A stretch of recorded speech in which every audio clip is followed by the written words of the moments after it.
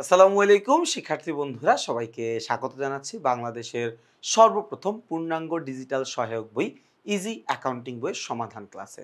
আমরা আজকের এই ক্লাসে সমাধান করব আমাদের ইজি অ্যাকাউন্টিং বইয়ের দ্বিতীয় অধ্যায়, লেনদেন নামে যে অধ্যায়টি রয়েছে সেই অধ্যায়ে আমাদের মূল পাঠ্য বইয়ে যেই অনুশীলনীর প্রশ্নগুলো রয়েছে সেই প্রশ্নগুলোর মধ্য থেকে আজকে আমরা 7 নম্বর প্রশ্নটি সমাধান করব।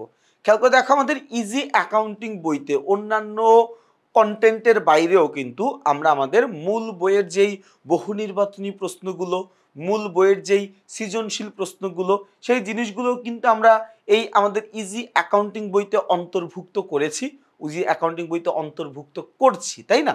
তো তোমরা কিন্তু এই বইটা কিনে অনেক দিকে লাভবান হবা, তার কারণ এটা যেমন তোমার গাইড বই হিসাবে কাজ করবে, এটা তোমার সাপ্লিমেন্ট হিসাবে কাজ করবে, এটা তোমার টেস্ট পেপার হিসাবে কাজ করবে, এটা তোমার বোর্ড ব্যাংক মানে বোর্ডের প্রশ্ন ব্যাংক হিসাবেও কিন্তু কাজ করবে।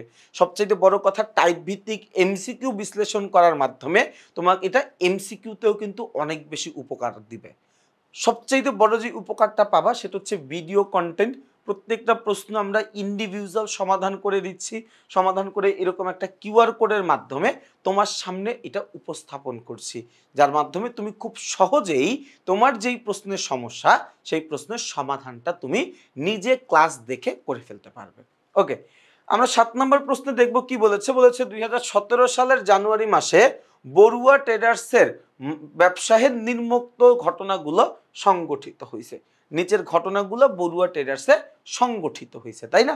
আচ্ছা, নিচের ঘটনাগুলো কি কি ভাইয়া?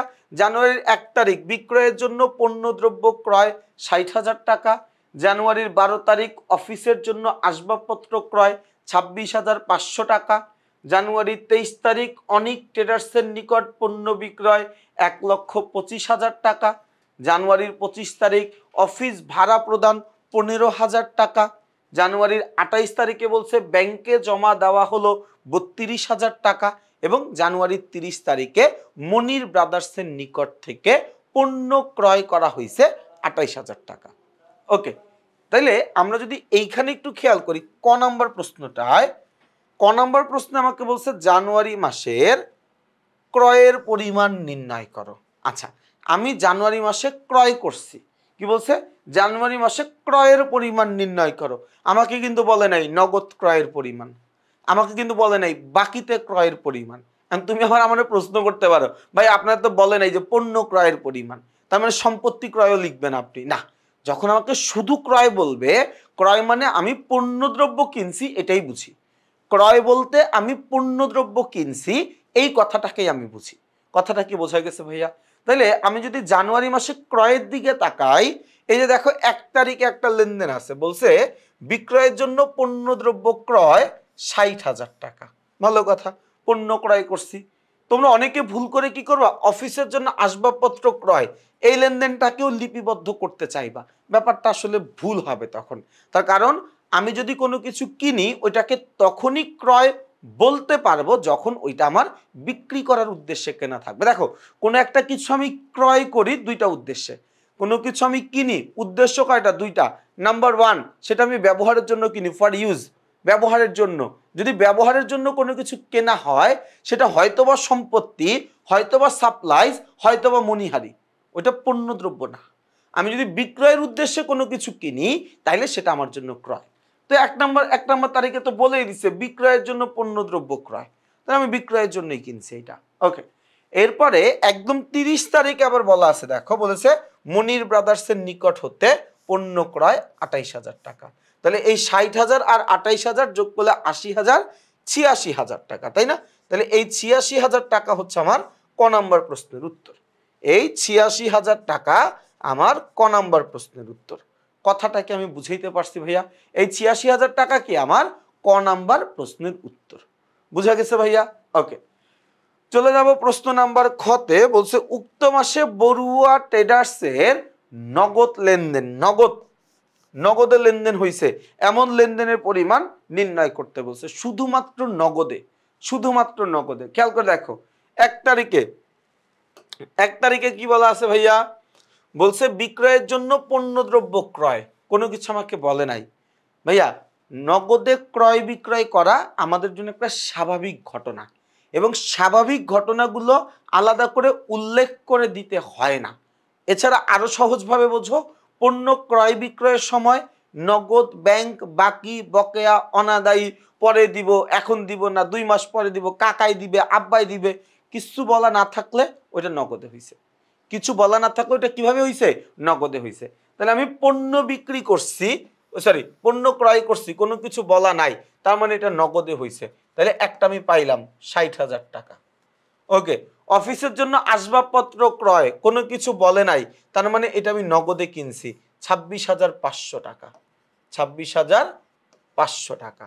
ওকে, অনেক ট্রেডার্সের নিকট হতে পণ্য বিক্রয়, ভাইয়া পণ্য বিক্রয় কিন্তু কার কাছে? অনেক ট্রেডার্সের কাছে, তাই না? পণ্যদ্রব্য ক্রয় বিক্রয়ের সময় যদি কোনো ব্যক্তি অথবা প্রতিষ্ঠানের নাম উল্লেখ করা থাকে তাহলে আমি ধরেই নিব লেনদেনটা কিভাবে হইছে? বাকিতে হইছে। পণ্যদ্রব্য ক্রয় বিক্রয়ের সময় যদি কোনো ব্যক্তি অথবা কোনো প্রতিষ্ঠানের নাম উল্লেখ করা থাকে তাহলে আমি ধরেই নিব লেনদেনটা কেমনে হইছে? লেনদেনটা আমার বাকিতে হইছে। আচ্ছা, তাহলে এখানে যেহেতু অনেক ট্রেডার্স বলা আছে তার মানে এই লেনদেনটা আমার বাকিতে হইছে, এটা এখানে আসবে না। অফিস ভাড়া প্রদান 15,000 টাকা, অফিসের ভাড়া দিছি, কোনো কিছু বলে নাই, মানে কি? নগদে কত? 15,000 টাকা। ভালো কথা। ব্যাংকে জমা দেওয়া হলো, ব্যাংকে টাকা জমা দিলে আমার ব্যাংকের টাকা বাড়ে, ব্যাংকের টাকা বাড়ে, নগদের টাকা কমে, নগদের টাকা কমে, তাই না? তাহলে এটাও আমার আসবে কত টাকা? 32,000 টাকা। 32,000 টাকা। এরপরে কি বলছে? যে মনির ব্রাদার্সের নিকট হতে পণ্য ক্রয়, এই যে মনির ব্রাদার্সের নিকট থেকে আমি কিনছি, কোন একটা ব্যক্তি অথবা প্রতিষ্ঠানের নাম উল্লেখ করা আছে। যদি কোনো ব্যক্তি বা কোনো প্রতিষ্ঠানের নাম উল্লেখ করা থাকে তাইলে ওইটা আমার জন্য লেনদেন, ওইটা আমার জন্য, ওটা কি? ওইটা আমার জন্য একটা বাকিতে লেনদেন বা ওইটা আমার জন্য একটা বকেয়া লেনদেন। কথাটা কি বুঝাইতে পারছি? তাহলে এটা আমার জন্য একটা বকেয়া লেনদেন হবে, আমার জন্য কি একটা বকেয়া লেনদেন হবে, তার মানে এই লেনদেনটা আমার জন্য বাকিতে। তাহলে ভাই কত কত টাকার লেনদেন আসতেছে? আমার আসতেছে 1, 12, 25, 28, 1, 12, 25, 28 যোগ করে দিই, এটা যোগ করে দিই, দেখি কত আসে। 1, 2, 3, 4, 60,000 যোগ 26,500 যোগ 15,000 যোগ এরপরে 32,000 যোগ করলে কত আসে ভাইয়া? যোগ করলে আসে 1,33,000। এই যোগ করলে কত আসে? 1,33,500 টাকা। 1,33,000 কত টাকা? 500 টাকা আমার ব্যবসায়ে নগদ লেনদেনের পরিমাণ। 1,33,500 টাকা আমার ব্যবসায়ে নগদ লেনদেনের পরিমাণ। তাহলে ভাই আমি এটাও পাইলাম 1,33,500 টাকা, 1,33,500 টাকা। ওকে, এই পর্যন্ত আমি বুঝে গেলাম, এই পর্যন্ত আমি বুঝে গেলাম, গেল এটা। ওকে, এরপরে কি বলছে? গ নম্বরে বড়ুয়া ট্রেডার্সের 12, কত কত তারিখ? 12 তারিখ, 23 তারিখ, 25 তারিখ এবং 30 তারিখ এই লেনদেনগুলোর দ্বারা আমি প্রমাণ করব আমার এ সমান সমান এল প্লাস ও ই, অর্থাৎ বিবরণী ছক করতে হবে। ওকে, আমি করব। তার আগে আমার কাজ কি? আমার কাজ হচ্ছে লেনদেনগুলোকে বিশ্লেষণ করা, লেনদেনগুলোকে ভাঙা, লেনদেনের পক্ষগুলো আইডেন্টিফাই করা, কোন পক্ষ কাকে গুতা দিচ্ছে, কোন পক্ষ কাকে প্রভাবিত করছে সেটা বের করা, তাই না? আচ্ছা, তাহলে আমি যদি চলে যাই আমার 12 তারিখের লেনদেনে, সবার প্রথম লেনদেন নাম্বার 12, লেনদেন নাম্বার 12 কি বলা আছে ভাইয়া? বলা আছে অফিসের জন্য আসবাবপত্র ক্রয় 26,500 টাকা। আমি আসবাবপত্র কিনছি, এর ফলে আমার ব্যবসায় আসবাবপত্র নামের সম্পত্তির পরিমাণ বৃদ্ধি পাইছে, এর চাইতে চিরন্তন সত্য কথা আর কোনো কিছু নাই।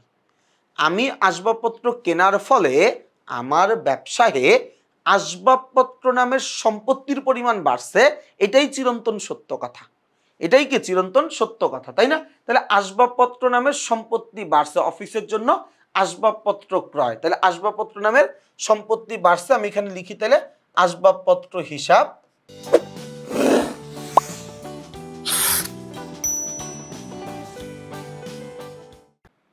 আসবাবপত্র হিসাব। আসবাবপত্র একটা সম্পদ, সম্পত্তি বৃদ্ধি পাইলে ডেবিট করতে হয়, তো আমরা লিখলাম এখানে সম্পত্তি হিসাব ডেবিট। কত টাকা ভাইয়া? 26,500, 500 টাকা। কত টাকা? 26,500 টাকা। আমার কি বাড়ছে? এখানে আমার সম্পদ বৃদ্ধি পাইছে, এই বৃদ্ধি। এখানে আমার সম্পত্তি বৃদ্ধি পাইছে, এই বৃদ্ধি। কথা কি বোঝা গেছে? ওকে। এই আসবাবপত্রটা কেনার জন্য আমার কাছ থেকে নগদ টাকা চলে গেছে। কি চলে গেছে? নগদ টাকা চলে গেছে। নগদ টাকাও একটা সম্পদ। সম্পত্তির পরিমাণ চলে যাওয়া মানে কি? সম্পত্তির পরিমাণ কমে যাওয়া। তার মানে নগদান হিসাব ক্রেডিট করতে হবে। কত টাকা ভাইয়া? 26,500 টাকা। তার মানে এখানে আমার এ হ্রাস পাবে। এ কি হবে? এ হ্রাস পাবে। এ কি হবে? এর পরিমাণ কমে যাবে, এর পরিমাণ হ্রাস পাবে, তাই না? ওকে, এই পর্যন্ত আমি বুঝলাম। এই পর্যন্ত আমি বুঝলাম। এরপরে কি বলছে? অনিক ট্রেডার্সের নিকট পণ্য বিক্রয় 1,25,000 টাকা। পণ্য আমি বিক্রি করছি কার কাছে? একজন ব্যক্তির কাছে। ব্যক্তির নাম উল্লেখ করা আছে। পণ্যদ্রব্য ক্রয় বিক্রয়ের সময় যদি কোনো ব্যক্তি বা প্রতিষ্ঠানের নাম উল্লেখ করা থাকে, তাহলে আমি ধরেই নেই আমি লেনদেনটা কেমনে করছি? বাকিতে করছি। লেনদেনটা আমি কিভাবে করছি? বাকিতে করছি। তাহলে বাকিতে পণ্য বিক্রয় করছি মানে আমি কাউকে পণ্য দিয়ে দিছি, সে এখন আমার টাকা দেয় নাই, আমার সে ভবিষ্যতে টাকা দিবে। ভাইয়া, আমি ব্যবসা প্রতিষ্ঠান ভবিষ্যতে কারো কাছ থেকে টাকা পাবো, এটা আমার জন্য সম্পদ। আমি অর্থাৎ ব্যবসা প্রতিষ্ঠান সে ভবিষ্যতে কারো কাছ থেকে টাকা পাবে, তার নাম হচ্ছে প্রাপ্য হিসাব, তার নাম হচ্ছে দেনাদার, তার নাম হচ্ছে অ্যাকাউন্টস রিসিভেবল। সে আমার জন্য সম্পদ এবং সম্পত্তির পরিমাণ বৃদ্ধি পাইছে, তাই না? সম্পত্তির পরিমাণ কি হয়েছে? বৃদ্ধি পাইছে। তাহলে 23 নম্বরে কি হবে? দেনাদার হিসাব, দেনাদার হিসাব ডেবিট। দেনাদার নামে সম্পত্তির পরিমাণ বাড়ছে। কত টাকা? 1,25,000 টাকা সম্পদ বাড়ছে, মানে কি? এ বৃদ্ধি। আচ্ছা, এই সম্পত্তিটা বাড়ছে কেন? এই সম্পত্তিটা বাড়ছে তার কারণ আমি পণ্য বিক্রি করছি। তাহলে পণ্য বিক্রয় এটা আমার জন্য একটা আয়। আমি পণ্য বিক্রি করছি, এটা আমার জন্য কি? এটা আমার জন্য একটা আয়, তাই না? তাহলে আমি এখানে লিখতে পারি বিক্রয় হিসাব। বিক্রয় হিসাব, বিক্রয় হিসাব আমার জন্য ক্রেডিট, কারণ আমার আয় বৃদ্ধি পাইলে ক্রেডিট করতে হয়। কত টাকা? 1,25,000 টাকা। ভালো কথা লিখলাম এই পর্যন্ত। 1,25,000 টাকা আয় বৃদ্ধি পাইছে। ভাইয়া কি বাড়ছে? আয় বৃদ্ধি পাইছে। মনে রাখবা, মূলধন ও আয়ের পরিমাণ বৃদ্ধি পাইলে সেটাকে ক্রেডিট করতে হয়। মূলধন ও আয়ের পরিমাণ বৃদ্ধি পাইলে সেটাকে ক্রেডিট করতে হয়। এর পাশাপাশি যদি আমার প্রতিষ্ঠানের মূলধন ও আয়ের পরিমাণ বাড়ে, তাহলে আমার প্রতিষ্ঠানের মালিকানা সত্ত্ব বাড়বে। তাহলে এখানে আয় বাড়ছে, তার মানে আমি এখানে কি করে দিব? মালিকানা সত্ত্ব বাড়ায় দিব। তাহলে ও ই বৃদ্ধি। বুঝা গেল? তাহলে ভাইয়া 23 তারিখেরটা বুঝলাম। চলে যাব প্রশ্ন লেনদেন নাম্বার 25। চলে যাব লেনদেন নাম্বার 25। 25 নম্বর লেনদেনে কি বলছে? বলছে অফিস ভাড়া প্রদান 15,000 টাকা। তার মানে আমার ভাড়া নামের ব্যয়ের পরিমাণ বাড়ছে। ভাড়া একটা ব্যয়, ব্যয় বৃদ্ধি পাইলে ডেবিট করতে হয় কত টাকা? 15,000 টাকা। 15,000 টাকা ভাড়া প্রদানের ফলে ভাড়া নামের ব্যয়ের পরিমাণ বাড়ে। ভাড়া প্রদানের ফলে ভাড়া নামে ব্যয়ের পরিমাণটা বৃদ্ধি পায়। তাহলে এখানে কি হবে? ভাড়া হিসাব ডেবিট হবে। ভাড়া হিসাব কি হবে? ডেবিট হবে। কত টাকা? 15,000 টাকা। তাহলে আমার ভাড়ার পরিমাণ বাড়ছে। ভাড়া একটা ব্যয়, ব্যয়ের পরিমাণ যদি বাড়ে তাহলে আমার মালিকানা সত্ত্বের পরিমাণ কমে যায়। কিভাবে? আমরা সবাই জানি আমার প্রতিষ্ঠানের ব্যয় এবং উত্তোলনের পরিমাণ বাড়লে মালিকানা সত্ত্বের পরিমাণ কমে যায়। ব্যয় এবং উত্তোলনের পরিমাণ বাড়লে মালিকানা সত্ত্বের পরিমাণ কমে যায়। তাহলে এখানে আমি কি লিখবো ভাইয়া? এখানে আমি লিখতে পারি ও ই হ্রাস। ও ই হ্রাস। ওকে ফাইন, ও ই হ্রাস। এরপরে ভাইয়া কি হচ্ছে? ভাইয়া আমি এই ভাড়া বাবদ প্রদান করছি নগদ টাকা। ভাড়া বাবদ আমি প্রদান করছি কি? নগদ টাকা। তার মানে আমার ব্যবসায় থেকে নগদ টাকার পরিমাণ চলে গেছে, আমার ব্যবসায় থেকে নগদ টাকার পরিমাণ কমে গেছে। তাহলে আমি এখানে কি লিখতে পারি? নগদান হিসাব, নগদান হিসাব ক্রেডিট। নগদান হিসাব ক্রেডিট, তাই না? আচ্ছা, কারণ নগদান একটা সম্পদ ভাই, নগদান একটা সম্পদ। সম্পদ চলে গেছে। যদি আমার ব্যবসায় থেকে সম্পদ চলে যায়, আমার ব্যবসা থেকে যদি সম্পত্তি কমে যায়, ওটাকে আমি ক্রেডিট করে দিই। এই জন্য তো আমি ক্রেডিট করছি। কত টাকা ভাইয়া? 15,000 টাকা। তার মানে এখানে কি হবে? এ হ্রাস। এখানে কি হবে ভাইয়া? এ হ্রাস পাবে, তাই না? ওকে, এই পর্যন্ত আমি বুঝলাম।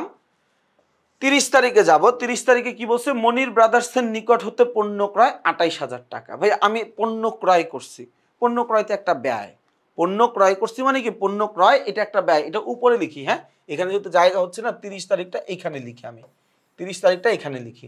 পণ্য ক্রয় এটা একটা ব্যয় আমার জন্য, তাহলে কি হবে, ক্রয় হিসাব ডেবিট, ক্রয় নামে ব্যয়ের পরিমাণ বাড়ছে কত টাকা, 28,000 টাকা।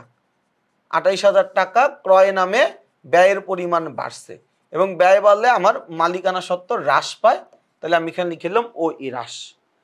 ব্যয়ের পরিমাণ বৃদ্ধি পাইলে, ব্যয় এবং উত্তোলন বাড়লে মালিকানা সত্ত্ব কমে, ব্যয় এবং উত্তোলন বাড়লে মালিকানা সত্ত্ব কমে যায়, মালিকানা সত্ত্ব আমি কমায় দিছি। এখন চিন্তা করো, এই পণ্যটা যে আমি ক্রয় করলাম, কিভাবে ক্রয় করলাম, নগদে কিনছি, ব্যাংকের টাকা দিয়ে কিনছি, নাকি বাকিতে কিনছি?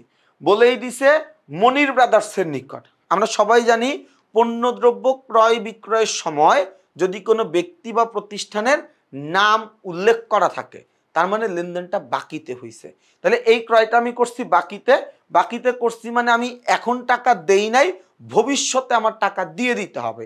এই যে আমার কাছে, ব্যবসায়ের কাছে ভবিষ্যতে কেউ কোনো টাকা পায় আমার কাছে, তার মানে কি ব্যবসায়ের কাছে ভবিষ্যতে কেউ কোনো টাকা পায়, তার নাম পাওনাদার, তার নাম প্রদেয় হিসাব, তার নাম অ্যাকাউন্টস পেয়েবল, সে একটা দায়, তাই না? তাহলে এখানে আমি লিখতে পারি পাওনাদার, পাওনাদার হিসাব ক্রেডিট কত টাকা, 28,000 টাকা, তার মানে এল বৃদ্ধি, তার মানে কি এল বৃদ্ধি।